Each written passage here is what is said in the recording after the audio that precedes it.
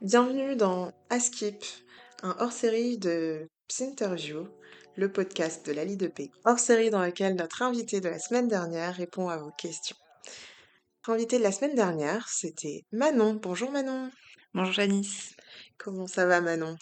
Bah ça va, merci. Pareil que la semaine dernière? Pareil. Ok. Manon, la semaine dernière, tu nous avais parlé d'un sujet qui est ultra intéressant. Tu nous avais parlé notamment de l'Interchu, parce que pour rappel, toi, tu as fait ton internat aux Antilles, même si de base tu viens du Pays Basque. Du Pays Basque, et en ayant fait ton externat à Bordeaux. Et tu nous as aussi parlé de transculturalité, un sujet, je pense, qui n'est pas assez évoqué et qui est ultra important, je pense, en psychiatrie. La première question qui a été posée, hein, si on peut commencer, Mhm. c'est est-ce que c'est difficile d'obtenir un interchu quand tu viens de Lille? Est-ce que toi, tu as eu des retours d'autres internes sur les difficultés qu'on peut avoir Ce que j'ai entendu de manière générale, c'est que c'était quand même assez compliqué de pouvoir justifier de faire un interchu quand vous venez de Lille, au vu de la diversité que vous avez de services et de consultations assez spécifiques. Et du coup, il faudrait pouvoir le justifier de trouver quelque chose qui n'existe pas à Lille, ce qui est assez compliqué. Enfin, en tout cas, plus que dans mon sens à moi, où il y a plein de consultations qui n'existent pas dans les Antilles-Guyane. Mais je pense quand même que c'est possible. C'est juste une question de voilà, trouver un service qui n'existe pas dans votre subdivision. D'accord. Mais c'est vrai que nous, du côté de la Ligue on a quand même connaissance de certaines personnes. Ok, c'est vrai qu'il y en a pas beaucoup, mais il y en a quand même certains qui ont réussi. Et si jamais nos auditeurs ont quelques questions, ils peuvent nous envoyer un mail ou nous contacter directement par DM sur Instagram ou sur Facebook.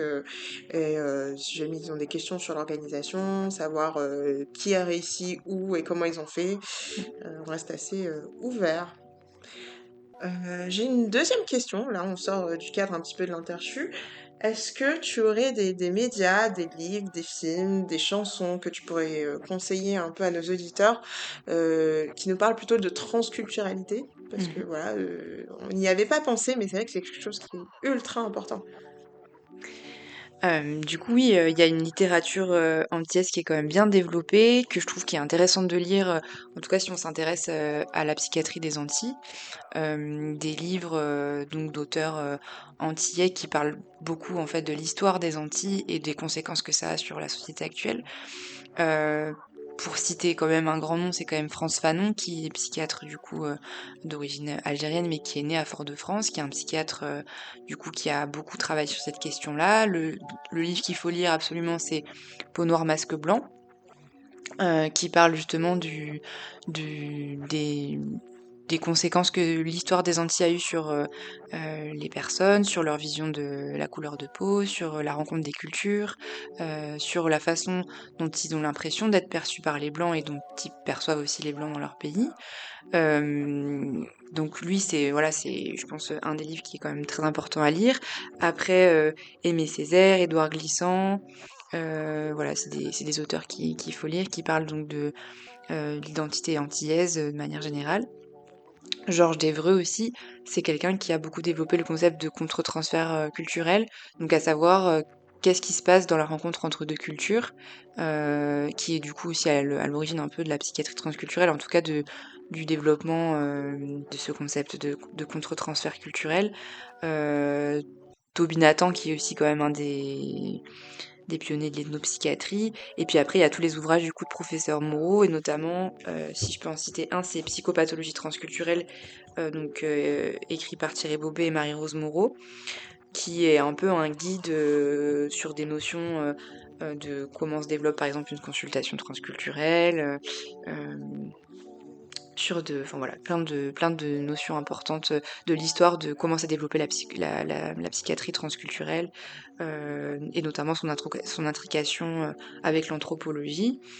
La revue L'Autre, qui est aussi coordonnée, il me semble, par professeur Moreau, qui est une revue transculturelle assez intéressante où il n'y a pas que du médical, c'est plusieurs corps de métier qui s'intéressent aux questions transculturelles, du coup qui balaient pas que les Antilles du coup, hein, plein de questions sur la clinique spécifique, avec les questions spécifiques de la transculturalité.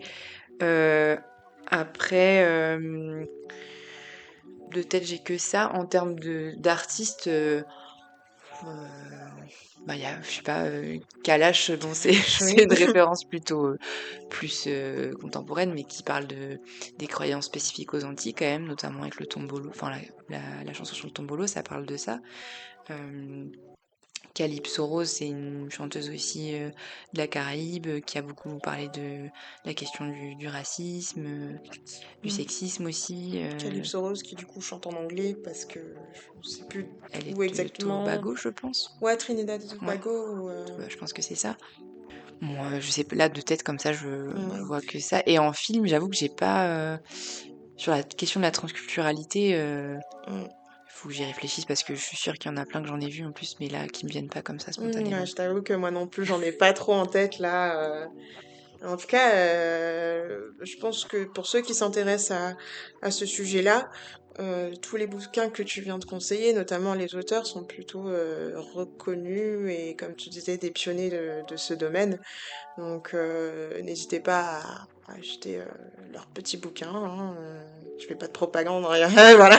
Mais parce Et, que c'est très intéressant, j'en ai lu quelques-uns et sachant que c'est un sujet qui m'intéresse beaucoup, voilà, vous êtes vivement encouragés. et je vais bien en rajouter un quand même de livre. Ouais.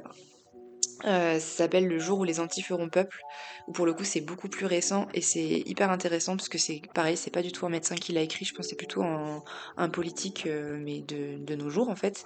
Et pareil, qui repense un peu la question de l'identité antillaise et aussi du clivage qu'il peut y avoir au sein même des Antilles. Entre les différentes communautés qu'on peut retrouver dans les Antilles aussi. Mm, pas mal, ouais. Voilà. En effet. Bon, bah, peut-être que je le lirai. Du coup, je vais l'acheter tout à l'heure. Et une dernière question, une question, je pense, qui est très, très, très, très, très importante et notamment qui peut intéresser pas mal de gens, notamment ceux qui font des entretiens, hein, tout simplement, et reçoivent une personne un peu, qui vient de l'étranger. Et là, bon, là, c'est pas l'étranger, c'est chez nous, puisque du coup, tu connais plutôt la culture antillaise. Est-ce que pour toi, on peut facilement appliquer le DSM à la population antillaise? Est-ce qu'il y a des spécificités cliniques ou des choses un peu qui pourraient un peu mal nous orienter dans notre diagnostic? Alors je pense que le DSM-5 c'est quand même une classification qui est créée aussi pour les États-Unis, qui a pas forcément du coup vocation à s'appliquer à toutes les cultures, même si il y a quand même une partie, un guide transculturel qui est un peu Mm. attenante au DSM-5. Mais en effet, je pense qu'il y a plein de questions sur ce qu'on a évoqué dans le dernier podcast, sur la façon dont se manifestent les troubles dans les Antilles, qui sont pas forcément répertoriés dans le DSM-5, et du coup, en effet, qui sont pas applicables pour pouvoir, par exemple, explorer les hallucinations, les spécificités des hallucinations, Mm. des idées délirantes dont je parlais la dernière fois, où c'est quand même particulier aux Mm. Antilles et aux croyances locales, qui sont du coup pas répertoriées dans le DSM-5. Mm. Est-ce que tu aurais un exemple en tête, par exemple une prise en charge qui t'a marqué, quelque chose? Alors un exemple que j'ai en tête, c'est, notamment plutôt sur le plan comportemental d'une femme, en psychiatrie de la personne âgée, qui avait développé un peu des rituels, au moment de la nuit où, elle bouchait la serrure, avec du papier et elle mettait des sous-vêtements, alors je sais plus de quelle couleur, pour éloigner les dorlis. Tu dois Leaderless, tu vas savoir ce que c'est ça, non? non, Tu je vois pas? sais pas, c'est un de... Alors c'est une croyance locale sur un esprit nocturne qui viendrait agresser sexuellement enfin je crois que c'est sexuellement D'accord. plutôt les femmes et qui du coup il y a beaucoup de personnes qui y croient encore et où il y aurait plein de rituels à mettre en place pour pouvoir les éloigner Mhm. et en fait cette femme a certainement été victime de violences sexuelles, même si elle n'en a jamais parlé, et associer ça à cette croyance-là, avait développé plein de rituels où ça avait pu être perçu par les psychiatres qui n'étaient pas forcément formés à ces questions-là à des comportements, des bizarreries de comportement ou à de la Mmh. persécution, alors que, fondée en fait sur ses croyances et son vécu, où du coup voilà, ça a pas for elle a quand même, reçu des traitements neuroleptiques, à son Ouais. insu, où je pense qu'on aurait pu penser peut-être les choses Mmh. un peu autrement. Autrement, oui, c'est vrai que juste avant, on avait échangé, un peu sur, pareil, moi, une expérience que j'ai eue, une patiente, d'origine congolaise qui, m'avait été un petit peu présentée comme psychotique, parce qu'elle aurait eu des hallucinations, elle avait des idées délirantes, un peu d'allure mystique et cetera, dans un contexte, pardon, de violence, conjugale, au Congo et cetera. Et moi, je rencontre cette patiente-là et en fait, je me rends compte que j'arrivais un petit peu à comprendre, ce qu'elle me disait, les références qu'elle me faisait et cetera et puis la dynamique aussi, de groupe et sociétale qu'il peut avoir, dans certains villages reculés. Qu'en fait, elle avait un post-traumatique et qui, s'est vite, amélioré, sous antidépresseurs, enfin voilà, donc prise en charge classique qui, a quand même évité de lui mettre, des antipsychotiques, Oui, non, c'est des questions hyper intéressantes, en tout cas, d'essayer de lire sous le spectre, de la transculturalité, on voit les choses, aussi différemment.